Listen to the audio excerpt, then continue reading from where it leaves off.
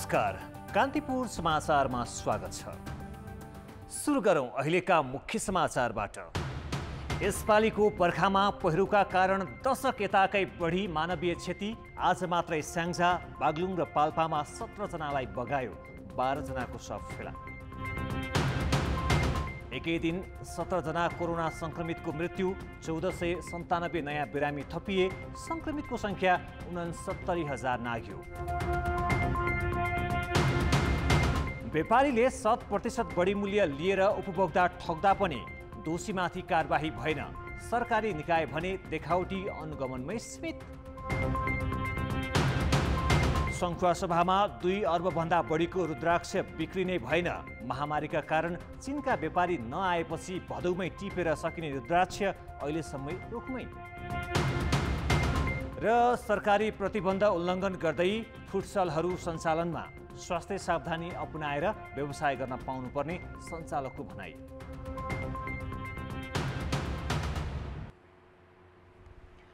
अविरल वर्षासँगै आएको पहिरोमा पुरिएर स्याङ्जा, बागलुङ र पाल्पामा गरी 12 जनाको मृत्यु भएको छ। 5 जना बेपत्ता भएका छन्। स्याङ्जाको वालिङ नगरपालिकाको तमादीमा आज बिहान खसेको पहिरोमा एकै परिवारका 9 जनाको मृत्यु भएको हो। घरमाथिबाट आएको पहिरोले पुर्दा बेपत्ता 9 जनाको शव फेला परेको छ भने 1 जनाको जीवितै उद्धार गरिएको प्रहरीले जनाएको छ। यस्तै काली गण्डकी गाउँपालिकाको 4 नम्बर ओडामा गएको पहिरोमा 1 जनाको ज्यान गएको हो। यता पाल्पाको रम्भा गाउँपालिकामा पहिरोमा पुरिएका 1 जनाको शव फेला परेको छ। 5 जना अझै बेपत्ता रहेको प्रहरीले जनाएको छ। सुरुम डाँडाको पहिरोमा पुरिएकी 27 वर्षीय गर्भवती मोती सरागाहाको शव फेला परेको हो। पहिरो खस्ने क्रम नरोकिएकाले बेपत्ताको खोजी र उद्धारमा समस्या भएको छ। उता बागलुङको काठे खोला गाउँपालिका भीमा पोखरामा पहिरोमा पुरिएर एक वृद्धको मृत्यु भएको छ। पहिरोले गोठ बगाउँदा भैँसीलाई घाँसपात गर्न गएका 60 वर्षीय टेक बहादुर खातीको मृत्यु भएको प्रहरीले जनाएको छ। यस्तै विराटनगर जुट मिल्सको पर्खाल भत्किएर एक महिलाको मृत्यु भएको छ। निरन्तरको वर्षासँगै जुट मिल्सको हडताली हाटभित्र रहेको क्वार्टरको उत्तरतर्फको पर्खाल भत्किँदा महिलाको ज्यान गएको हो। निरन्तरको वर्षाले भरतपुर अस्पताल डुबानमा परेको छ। अस्पतालको आकस्मिक कक्ष र स्पाइनल इन्जुरी वार्डमा बिरामी बसेकै शय्यामुनि पानी भरिएपछि उपचारमा कठिनाई भएको छ। बुधबार रातिदेखि नै अस्पतालमा पानी पसेपछि बिरामीलाई हेरचाह गर्न कठिन भएको थियो। अस्पतालमा उपचाररत कोरोना संक्रमितका लागि खाना पकाउने भान्सा पनि डुबेको छ। पानीको निकास नहुँदा वर्षेनी भरतपुर अस्पताल डुबानमा पर्दै आएको छ। भरतपुरका अरू पनि अधिकांश ठाउँ जलमग्न भएका छन्। पूर्व पश्चिम राजमार्ग अन्तर्गत केन्द्रीय बस टर्मिनल चोकदेखि सडक जलमग्न भएपछि सवारी साधन सञ्चालनमा कठिनाई भएको छ। यस्तै नारायणी नदीमा पानीको सतहले खतराको तह पार गरेपछि नदी आसपासका बस्तीमा पानी पसेको छ। नारायणी नदीको पुल र देवघाट क्षेत्रमा पनि पानीको सतहले खतराको तह पार गरेको छ। नदी आसपासका बासिन्दालाई सुरक्षित स्थानमा जान प्रशासनले आग्रह गरेको छ। नारायणीमा बढेको बहावकै कारण गण्डक ब्यारेजका सबै ढोका खोलिएको छ। उता रूपन्देहीको तिनाउ नदीमा आएको बाढीले एक घर बगाएको छ। कटान सुरु भएका 3 घर खाली गराइएको छ। यस्तै रूपन्देहीको सम्मरीमाईका 6 वटा घर डुबेका छन्। तिनाउ नदी किनारका 2 दर्जन बढी घर जोखिममा परेका छन्। बहावले बुटवलके बुद्धनगर, माझगाउँ, मझुवा लगायतका क्षेत्रमा कटान गरेको छ। सडकको केही भाग र नदी कटान रोक्न मझुवामा बनाइएको तारजाली र बाँध पनि बगाएको छ। यता कुलेखानी तेस्रो जलविद्युत आयोजनाको इन्द्र सरोवरमा पानीको सतह बढेको छ। असोज महिनामै 3 दिनदेखि लगातार वर्षा हुँदा 2 मिटर पानीको सतह बढेको हो। यता रामेछापको दोरम्बा गाउँपालिकाको डडुवा बस्तीका 56 परिवार पहिरोको उच्च जोखिममा छन्। असोजको पहिलो साता सकिएको छ। चाडबाडको समय सुरु हुँदैछ। तर देशैभर वर्षाका कारण प्राकृतिक विपदका श्रृङ्खला दोहोरिरहेका छन्। विगतका वर्षहरूमा भदौ मध्यबाट वर्षा सक्ने भए पनि यस वर्ष असोजसम्मै मौसम बिग्रिरहँदा निम्तिएका विपत्तिले जनधनको क्षति ठूलो गराएको छ। यो वर्ष पहिरोका कारण पछिल्लो 10 वर्ष यताकै धेरै मानवीय क्षति भएको छ। मंगलबारदेखि परेको लगातारको वर्षा अझै केही दिन कायम रहने मौसम पूर्वानुमान छ। प्राय भदौ मध्यतिरबाट मनसुन रोकिने भए पनि यसपालि असोज पहिलो सातासम्म पनि लगातार वर्षा भइरहेको छ। यस वर्षको मनसुन जेठबाट सुरु भए पनि बाढी र पहिरो भने त्यसअघि नै जान थालिसकेको थियो। धेरै वर्षा हुँदा पहाडी क्षेत्रमा पहिरोको प्रकोपले बढी सताएको छ। यसपालि तराईमा बाढीले कम क्षति गरेको छ भने पहाडमा धेरै परिवार र कतिपय गाउँ नै सखाप भएका छन्। बिहिबार साँझसम्मको तथ्याङ्क अनुसार मनसुन सुरु भए यता पहिरोका कारण मात्रै 273 जनाको ज्यान गएको छ भने 65 जना अझै बेपत्ता छन्। यसपालि बाढीबाट भने 36 को मृत्यु भएको छ र 39 जना बेपत्ता छन्। 471 घरहरू नष्ट भएका छन्। अघिल्ला वर्षहरूमा बाढी र पहिरोमा गरी ज्यान गुमाउनेहरू करिब 100 को हाराहारीमा थियो।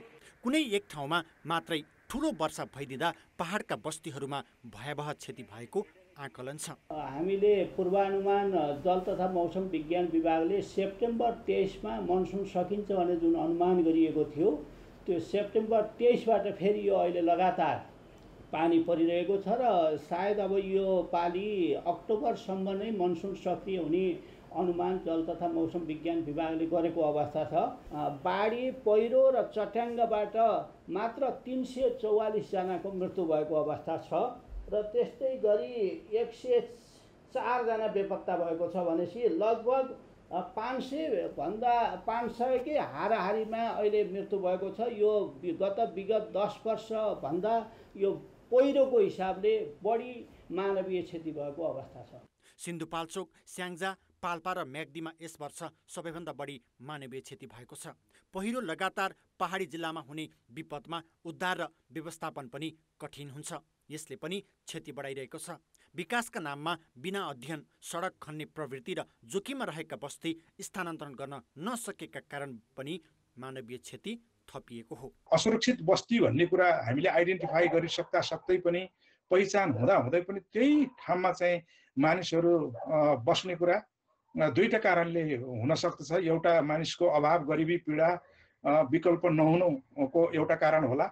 अर्को कारण चाहिँ के भन्दाखेरि सरकारले कानमा तेल हालेर बस्ने तिनै तहको सरकारलाई यो थाहा थियो, उनीहरूले समयमै यो जिम्मेवारी पुरा गरेनन् भन्ने एउटा निष्कर्ष निकाल्न सकिन्छ। अरू सम्पूर्ण कुरा थाती राखेर भए पनि जनता कहाँ सबभन्दा जोखिममा छन् ती जनताहरूलाई जोखिमबाट सुरक्षित ठाउँमा सारेर भए पनि बचाउनु पर्ने चाहिँ जनउत्तरदायी सरकारको दायित्व हुन्छ। प्राकृतिक विपत्ति पूर्णतः रोक्न नसकिएला, तर क्षति न्यूनीकरण र विपद पछिको व्यवस्थापनमा धेरै काम गर्न सकिन्छ। त्यसैले पहाडका बस्तीहरूमा परिवार नै सकिने अवस्था आउन नदिन गम्भीरताको खाँचो छ। कान्तिपुर समाचारका लागि क्यामेरामा रूपक कोइरालाका साथमा रमेश धमला, काठमाडौँ। कोरोना संक्रमणबाट पछिल्लो 24 घण्टामा 17 जनाको मृत्यु भएको छ। महामारीका कारण भएको यो एकै दिनको अहिलेसम्मकै धेरै मानवीय क्षति हो। स्वास्थ्य मन्त्रालयका अनुसार बिहिबार 12 पुरुष र 5 महिलाको मृत्यु भएको छ। मृत्यु हुनेमा काठमाडौँका 4, भक्तपुर र धनुषाका 2 जना छन्।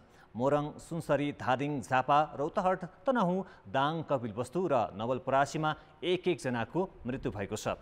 यो सँगै कुल मृतकको सङ्ख्या 453 पुगेको छ। यसैगरी गएको 24 घण्टामा 11,449 जनाको परीक्षण गर्दा 1497 जनामा सङ्क्रमण पुष्टि भएको छ। काठमाडौँमा 609, ललितपुरमा 95 र भक्तपुरमा 51 जना थपिएका छन्।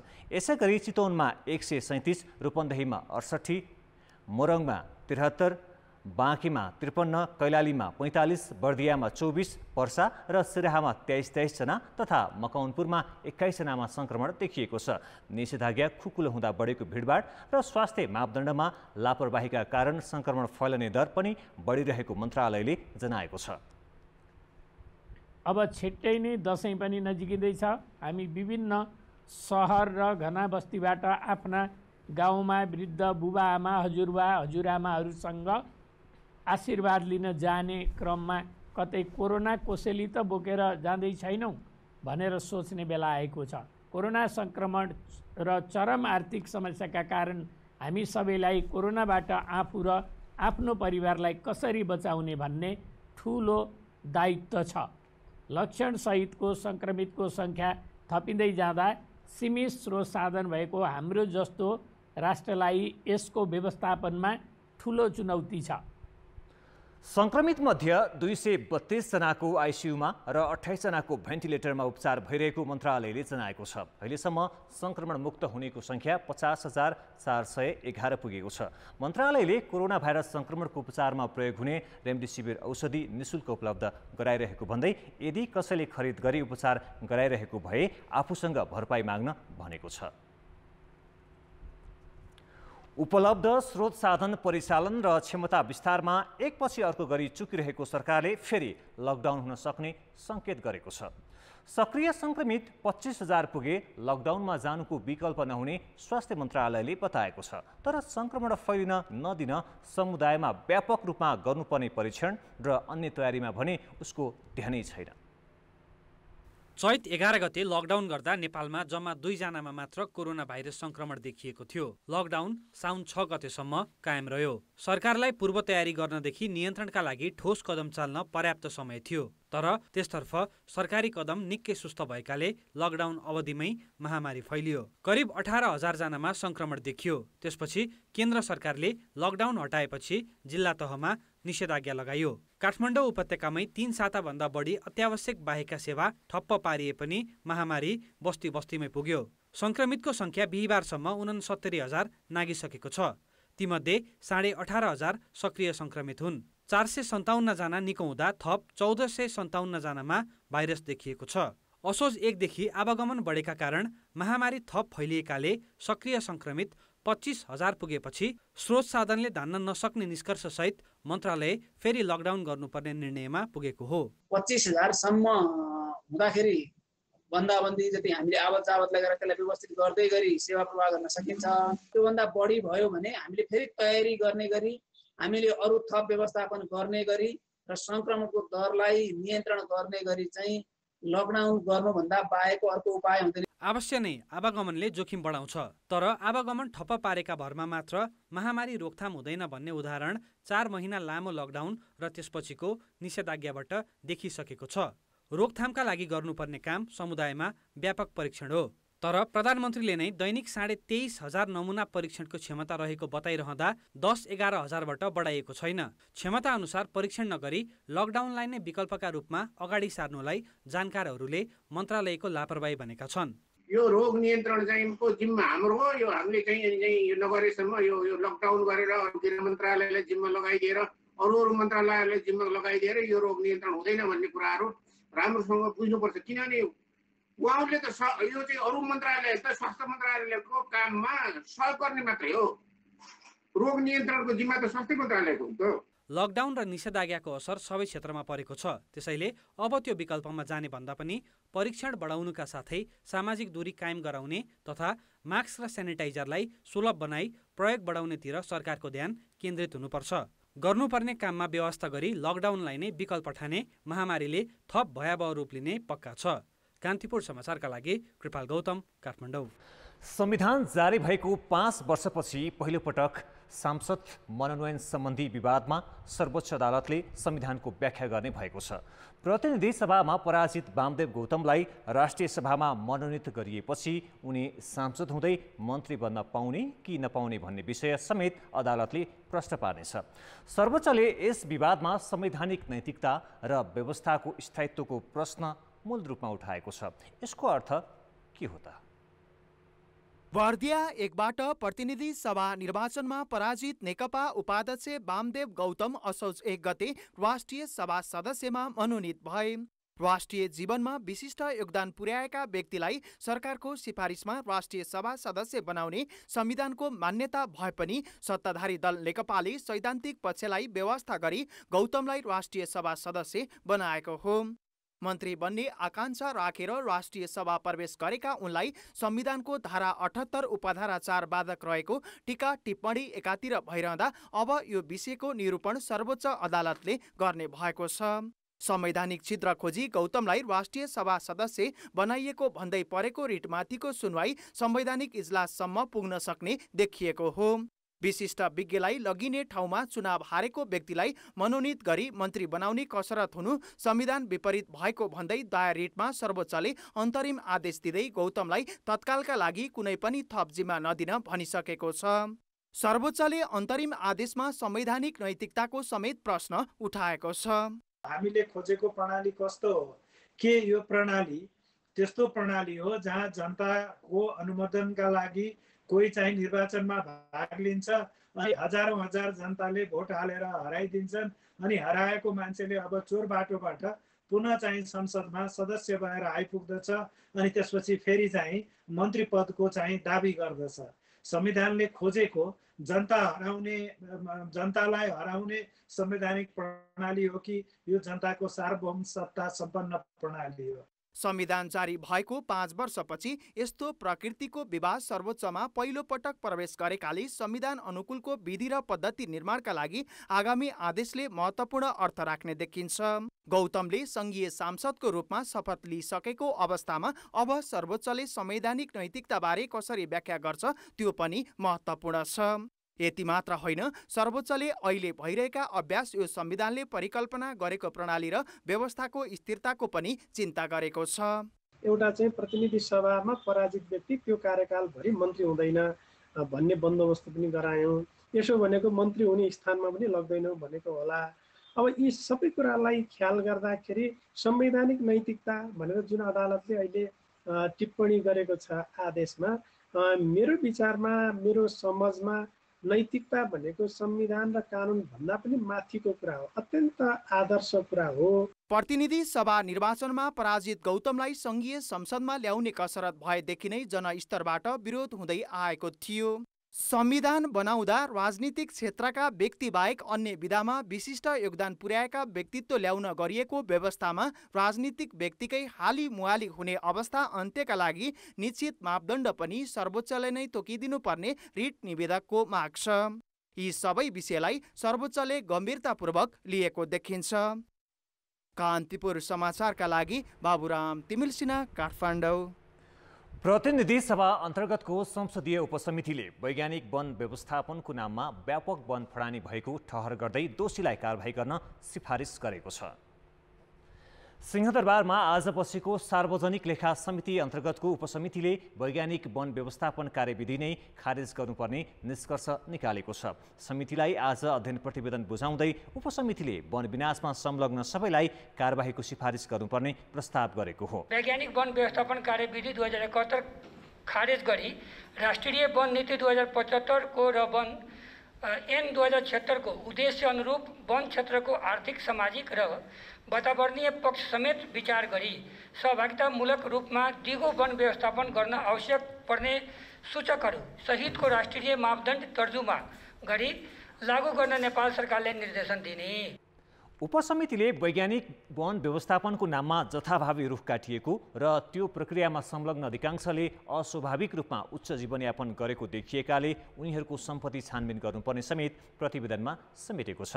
प्रतिवेदनमा कैलाली, कञ्चनपुर, नवलपुर र सिन्धुलीका 8 जना जिल्ला वन अधिकृतलाई कारबाही गर्न सिफारिस गरिएको उपसमितिका संयोजक प्रदीप यादवले बताए। वन नीति र ऐन अनुसार आर्थिक, सामाजिक र वातावरणीय पक्ष समेतलाई ध्यानमा राखेर सहभागितामूलक र दिगो वन व्यवस्थापन गर्न सरकारलाई निर्देशन दिन समेत उपसमितिले सिफारिस गरेको छ।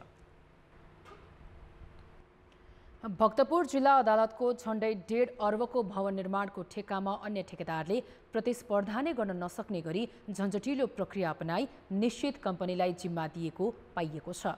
यसबारे अख्तियारमा उजुरी परेपछि अख्तियारले सर्वोच्च अदालतका मुख्य रजिस्ट्रारको ध्यानाकर्षण गराएको छ। जिल्ला अदालत भक्तपुरको भवन निर्माणका लागि गत चैत 3 गते बोलपत्र आह्वान गरियो। त्यसका लागि 10 वटा स्वदेशी तथा विदेशी कम्पनीले आवेदन दिए। तीमध्ये 9 वटा कम्पनीले आवश्यक कागजात बुझाए पनि सक्कल बुझाउन नसकेको भन्दै प्रक्रियाबाटै हटाइयो र 13 भदौमा त्यो ठेक्का केसी शर्मा समानान्तर जेबीलाई दिइयो। महँगो लागत प्रस्ताव गरेको एउटा मात्रै ठेकेदार योग्य ठहरिने गरी लगाइएको यो ठेक्का विवाद अख्तियार हुँदै अहिले सर्वोच्च अदालतका मुख्य रजिस्ट्रारसम्म पुगेको छ। लकडाउनको समयमा झन्झटिलो प्रक्रिया अपनाएर कमिसनको खेल गरेको भन्दै अख्तियारमा उजुरी परेपछि यसभित्रको चलखेल विवरण बाहिर आएको हो। हुन पनि केसी शर्मा समानान्तर जेबीले कबुल गरेको 1,37,43,62,500 बोलपत्र भवन निर्माणका लागि तोकिएको भन्दा जम्मा 0.5% मात्रै कम हो, जबकि अन्य ठेकेदारले 25% कम कबुलेका थिए। झन्डै 40 करोड रुपियाँ कमिसनको खेल भएको भदौ 17मा अख्तियारमा परेको उजुरीमा उल्लेख छ। भक्तपुर जिल्ला अदालतको भवन निर्माणसँग सम्बन्धित टेन्डर प्रक्रिया, टेन्डरको कार्यान्वयनसँग सम्बन्धित विषयमा उजुरी परेको थियो। तर त्यस विषयमा सम्मानित सर्वोच्च अदालतको मुख्य रजिस्ट्रारबाट नै आवश्यक कारबाही हुनुपर्ने भनेर हामीले त्यहाँ लेखेर पठाएका छौँ। अख्तियारको पत्रमा अध्ययन भइरहेको सर्वोच्च अदालतको भनाइ छ। तुमुचो दुगुरे जग्गा एकीकरण आयोजनाभित्र रहेको 11 रोपनी मध्ये 6 रोपनी जग्गा ओगटेर 3512 वर्गफिटमा 5 तले भवन बनाउन बोलपत्र आह्वान गरिएको थियो। तर यसको प्रक्रिया नै विवादित भएपछि ठेक्का सम्झौता हुन सकेको छैन। भक्तपुर जिल्ला अदालतका श्रेष्ठदारले भने यो विषय सर्वोच्च अदालतसम्मै पुगिसकेको भन्दै प्रतिक्रिया दिन इन्कार गरेका छन्। कान्तिपुर समाचारका लागि भक्तपुरबाट सुन्दर शिल्पकार र दीपक आचार्य, काठमाडौँ। कोरोना महामारीका कारण सङ्खुवा सभाको रुद्राक्ष व्यवसाय सङ्कटमा परेको छ। लकडाउन र निषेधाज्ञाका कारण रुद्राक्ष खरिद गर्ने व्यापारी चीनबाट आउन नसक्दा सङ्खुवा सभामा फलेको 2 अर्बभन्दा बढीको रुद्राक्ष बिक्री नहुने अवस्थामा छ। खाँदबारी ढुङ्गेधाराका ईश्वर खत्रीको बगानमा गत वर्षको भन्दा धेरै रुद्राक्ष फलेका छन्। टिप्ने बेला भइसक्दा पनि 80 बोटमा लगाइएको रुद्राक्ष रुखमै छ। समय घर्किसक्दा पनि खत्री जस्तै अरू किसानले पनि रुद्राक्ष झारेका छैनन्। विशेष गरी साउन र भदौमा टिपेर बिक्री भइसक्ने रुद्राक्ष कोरोना महामारीले सिर्जित समस्याका कारण अहिलेसम्म रुखमै छ। गत वर्ष चाहिँ धेरै मान्छे आउँथे होइन, किन्ने मान्छेहरू यतिखेर यहीँका लोकल मान्छेहरू नि आउँथे, भएन चाइनिजहरू पनि आउँथे। त्यही हिसाबले पोहोर 10-20 हजार रुपियाँ किलो बिकेको दाना अब अहिले कोही नआएको अवस्थाले गर्दाखेरि एकदम घटेर बेच्नुपर्ने अवस्था पनि हो कि भने जस्तो चिन्ता परिसकेका छन् यहाँका किसानहरू। सङ्खुवा सभाका विभिन्न स्थानमा फलेका 5 र 6 मुखे रुद्राक्ष मुख्यतया चीन निर्यात हुन्छन्। तर महामारीका कारण यसपालि त्यहाँबाट अहिलेसम्म व्यापारी आएका छैनन्।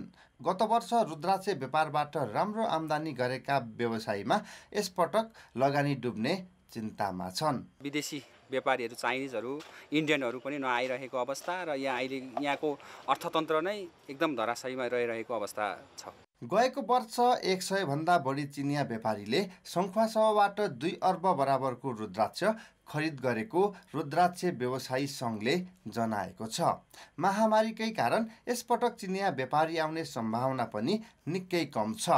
धेरै परिश्रम, गोडमेल र मलजल गर्नु नपर्ने तथा बजार मूल्य पनि राम्रै पाउने भएपछि खेती योग्य जमिन मासेर रुद्राक्ष खेती लगाएका कृषक अब के गर्ने भन्ने अन्योलमा छन्। कान्तिपुर समाचारका लागि दिपेन्द्र साक्य, खाँदबारी, सङ्खुवा सभा।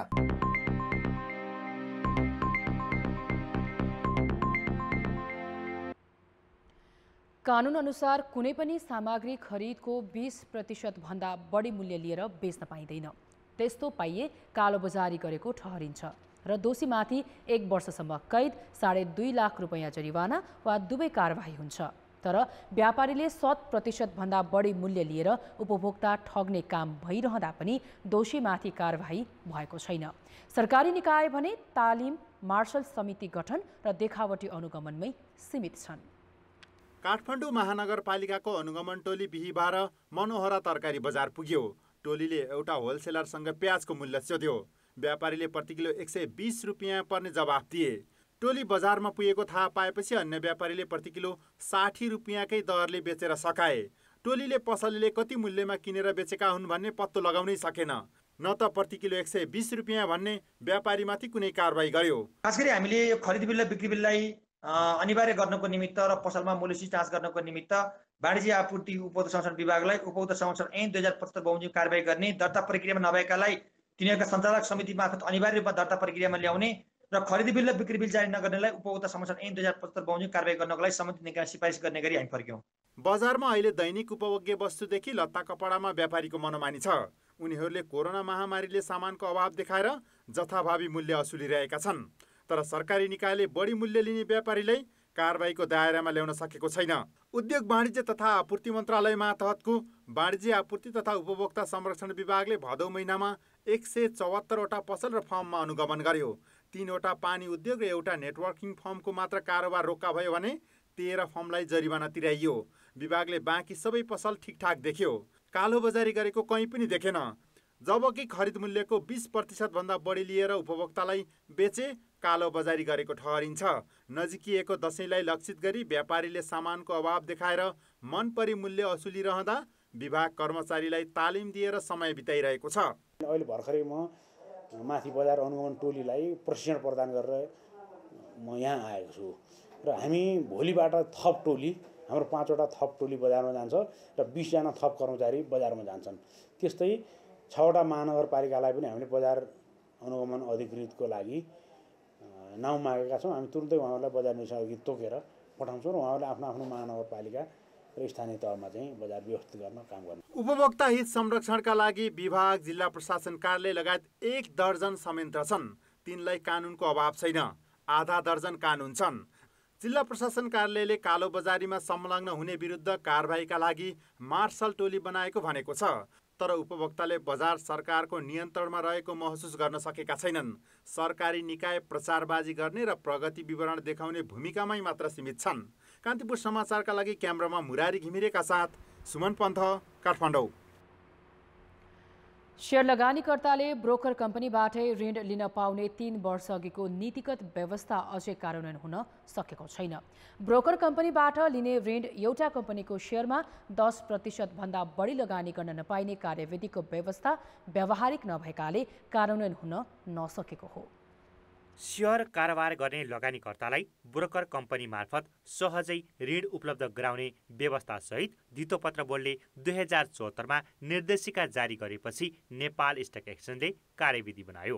बैंकबाट ऋण लिने प्रक्रिया लामो भएकाले लगानीकर्ताले ब्रोकरबाटै छिटो छरितो ऋण लिएर शेयरमा लगानी गरून् भन्ने उद्देश्यले यस्तो नीतिगत व्यवस्था गरिएको हो। कार्यविधि बनाएको 1 वर्षपछि 21वटा ब्रोकरले मार्जिन लेन्डिङको कारोबार गर्न अर्थात् ऋण दिनका लागि अनुमति पाए। तर अनुमति पाएको 1 वर्षसम्म कुनै पनि ब्रोकरले यस्तो कारोबार गर्न सकेका छैनन्। कार्यविधिमा ब्रोकर कम्पनीले शेयर धितोको 50% मात्र ऋण दिन पाउने व्यवस्था छ। त्यस्तो ऋणको 10% भन्दा बढी रकम एउटै कम्पनीको शेयरमा लगानी गर्न पाइँदैन। नीतिगत यही कमजोरीले ब्रोकर कम्पनीले ऋण परिचालन गर्न नसकेका हुन्। इन्भेस्टर आकर्षित किन नहुने भयो भने अब हाम्रोमा आउँदाखेरि एटलिस्ट 10वटा कम्पनी लिन पर्यो। बैंकमा भयो भने तपाईँको जुनसुकै कम्पनी आफूलाई चाहिँ अलिकति इन्भेस्ट गर्न चाहेको राम्रा कम्पनीहरू होइन, एउटा दुईटा कम्पनीमा मात्रै म इन्भेस्ट गर्छु भन्दा पनि त्यो फेसिलिटी चाहिँ इन्भेस्टरले उतातिरबाट पायो। त्यो भएर चाहिँ चलाउन चाहिँ सकिएन। र अर्को चाहिँ जुन तपाईँले भन्नुभयो र यो चाहिँ ब्याज दर चाहिँ महँगो भएको भन्ने हिसाबले त्यो चाहिँ पटक्कै होइन। हामीले बारम्बार के भनेका छौँ भने कमर्सियल ब्याङ्कको भन्दा डेफिनेटली बढी पर्छ, किनभने हामीले नै हामी पनि कमर्सियलबाट ब्याङ्कबाट लिएर चाहिँ लेन्डिङ गर्ने हो। तर हामी चाहिँ तपाईँको धेरै महँगो लिएर चाहिँ दिने पक्षमा किन छैन भने हाम्रो मेन काम भनेको ट्रेडिङ हो। हुन त ब्रोकरले नै शेयर धितोमा 50% नै ऋण दिन पाउने व्यवस्था गर्न सुझाव दिएका थिए। उनीहरूको सुझावपछि नेप्सेले कार्यविधि बनाउन 1 वर्ष र अनुमति दिन अर्को 1 वर्ष लगायो। त्यो अवधिमै शेयर धितोमा दिने कर्जा 65% पुर्याएका बैंकले अहिले 70% दिन थालिसकेका छन्। बैंकबाट लिएको ऋण लगानीकर्ताले एकै कम्पनीको शेयरमा लगानी गर्न सक्छन्। प्रक्रिया लामो भए पनि लगानीकर्ता बैंकतर्फ नै आकर्षित भएकाले नेप्सेले पनि ब्रोकर कम्पनीले 70% ऋण दिन सक्ने गरी कार्यविधि संशोधन गर्न लागेको छ। संशोधनको मसौदा नेप्से र धितोपत्र बोर्डमा घुमिरहेको छ। मसौदामा मूल समस्या भने समाधान गर्न लागि छैन। 10% भन्दा बढी ऋण एउटा कम्पनीको शेयरमा लगानी गर्न नपाउने व्यवस्था नेप्सेले संशोधनको प्रस्ताव गरेकै छैन। सुरुमै पनि हाम्रो भनाइ के हो भने यो अहिले लागू गरौँ, व्यवहार त कहाँ समस्या आउँछन्, ती समस्या आएपछि त्यसलाई समाधान गर्दै जाउँला भन्ने किसिमको हामीले कुरा गरेका थियौँ। र पछि के भयो भने तपाईँको समस्या कहाँ भयो भनेर पर्टिकुलराइज भएन। भयो के भने हामीलाई यो चाहियो भन्ने किसिमको उहाँले गर्नुभएको थियो। त्यही अनुसार हामीले धितोपत्र बोर्डमा पनि पठाएका थियौँ होइन। र धितोपत्र बोर्डबाट कार्यविधि बनाएर पनि आइसकेको अवस्था छ, के अरे निर्देशिका बनेर आइसकेको अवस्था छ। अब हामी कार्यविधिमा राखेर त्यसलाई पुनः अब धितोपत्र बोर्ड पठाउँदैछौँ। एकातिर कार्यान्वयन हुनै नसक्नु र अर्कातिर अहिले सुधार गर्न लाग्दा पनि मूल समस्यालाई थाती राख्नुले ब्रोकर कम्पनीबाट सेयर लगानीकर्तालाई ऋण दिने व्यवस्था नै औचित्यहीन हुन पुगेको छ। कान्तिपुर समाचारका लागि क्यामेरामा रूपक कोइरालाका साथ सुदिल पोखरेल, काठमाडौँ। साताको अन्तिम दिन सेयर कारोबार परिसूचक नेप्से 5.74 अङ्कले बढेर 1561.27 कायम भएको छ। आइतबार 13 अङ्कले बढेको बजार त्यसपछिका 2 दिन घटेर फेरि सुधार देखिएको हो। पछिल्ला 2 दिन निरन्तर बढे पनि बजार एक सातामा 15.66 अङ्कले घटेको देखिन्छ। बिहिबार 193 कम्पनीको सेयर किनबेच हुँदा 2 अर्ब 23 करोडको कारोबार भएको छ। अपी पावर, माउन्टेन हाइड्रो र हिमाल दोलखा हाइड्रो पावरका लगानीकर्ताले सबैभन्दा बढी कमाएका छन्। सिटिजन म्युचुअल फन्ड, युनिलिभर र ग्लोबल आइएमई बैंकको ऋणपत्रका लगानीकर्ताले भने अरूले भन्दा धेरै गुमाएका छन्। कारोबारका आधारमा भने अरुण काबेली हाइड्रो, माथिल्लो तामाकोशी र नेपाल पुनर्बिमा कम्पनी अग्रस्थानमा छन्। बिहिबार बैंक व्यापार, होटल, जलविद्युत वित्त र अन्य समूहका परिसूचक बढेका छन् भने विकास बैंक, निर्जीवन तथा जीवन बिमा, म्युचुअल फन्ड र उत्पादन समूहका परिसूचक घटेका छन्। अख्तियार दुरुपयोग अनुसन्धान आयोगले तोकिएको अवधिभित्र सम्पत्ति विवरण नबुझाउने कर्मचारीलाई जरिवाना तिराउने निर्णय गरेको छ। अख्तियारले संघीय निजामतीतर्फ 1432 जना कर्मचारीले कानुन अनुसार आर्थिक वर्ष सुरु भएको 60 दिनभित्र सम्पत्ति विवरण नबुझाएकाले 5,000 रुपैयाँका दरले जरिवाना तिराउने निर्णय गरेको हो। अख्तियारले राष्ट्रिय सतर्कता केन्द्रको सिफारिसमा प्रदेश तहका 554 तथा स्थानीय तहका 4534 जनालाई पनि जरिवाना तिराउने निर्णय गरेको छ। पर्यटन मन्त्रालयले आन्तरिक पर्यटन प्रवर्धन गर्न हप्तामा 2 दिन बिदा दिने प्रस्ताव गर्ने भएको छ।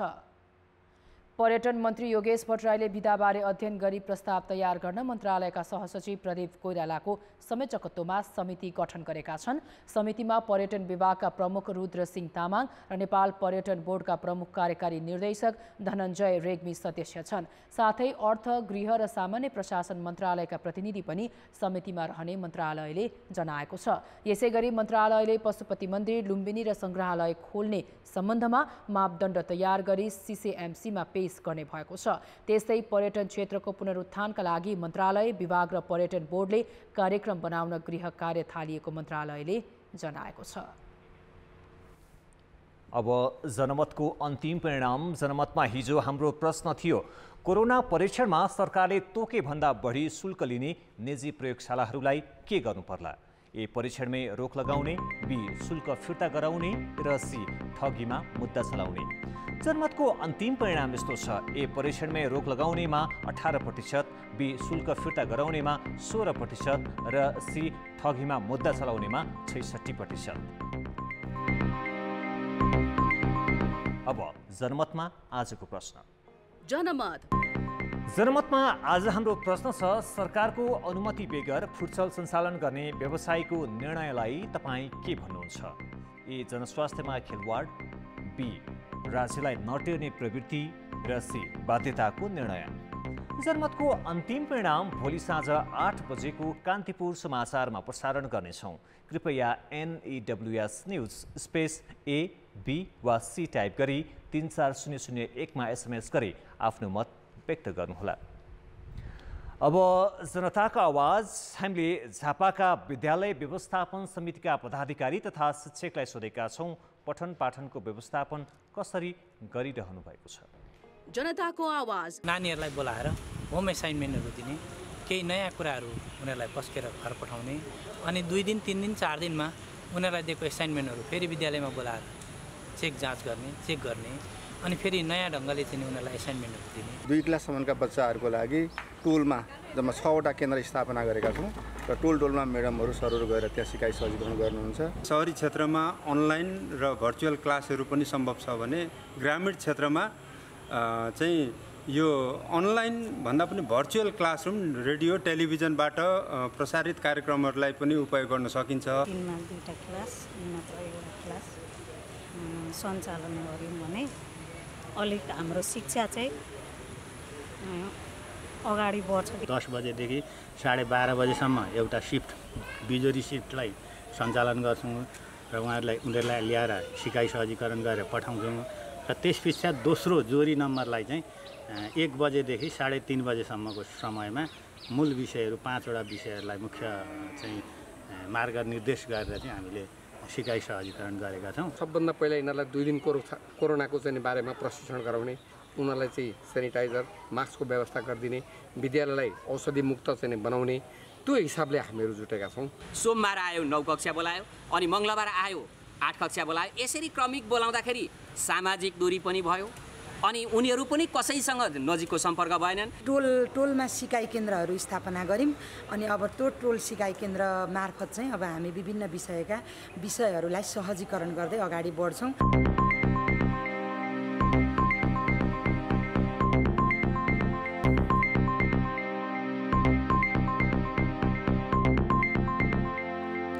नमस्कार, कान्तिपुर खेलकुद समाचारमा स्वागत छ। कोरोना महामारीका कारण 6 महिनादेखि खेलकुद क्षेत्र ठप्प हुँदा जति असर खेलाडीलाई परेको छ त्योभन्दा बढी मारमा खेलकुद व्यवसायी छन्।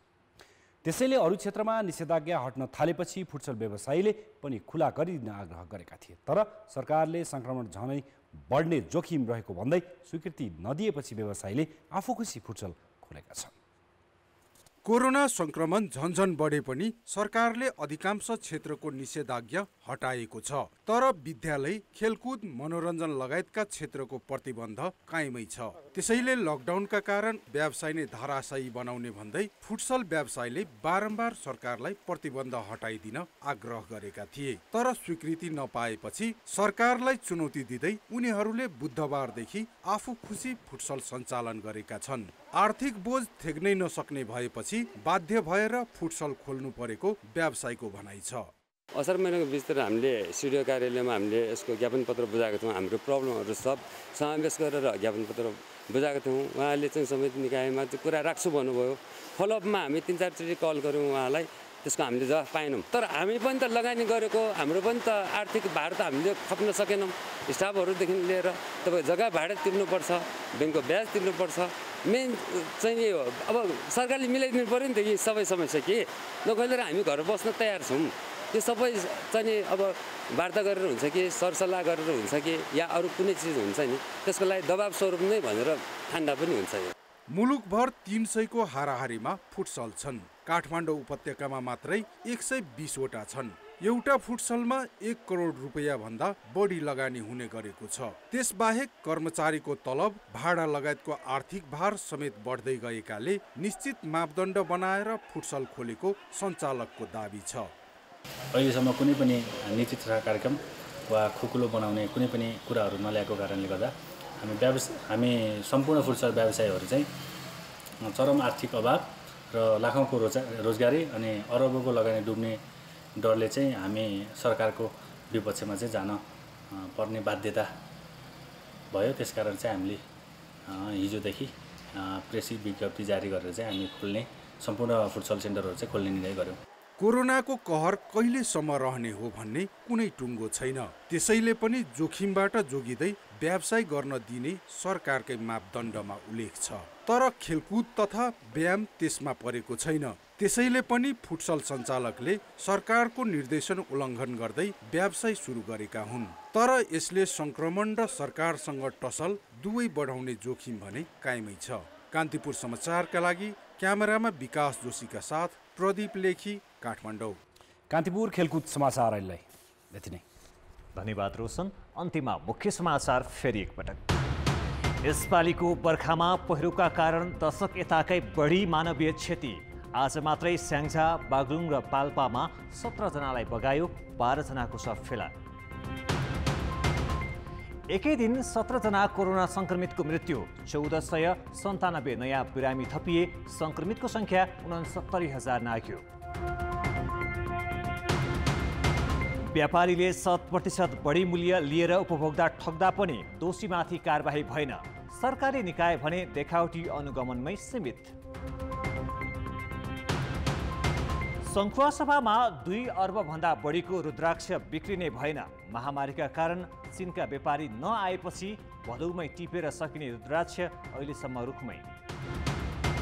र सरकारी प्रतिबन्ध उल्लङ्घन गर्दै फुटसलहरू सञ्चालनमा स्वास्थ्य सावधानी अपनाएर व्यवसाय गर्न पाउनुपर्ने सञ्चालकको भनाई। कान्तिपुर समाचार अहिलेलाई सकियो। कान्तिपुर टेलिभिजन हेर्दै गर्नुहोला। नमस्ते।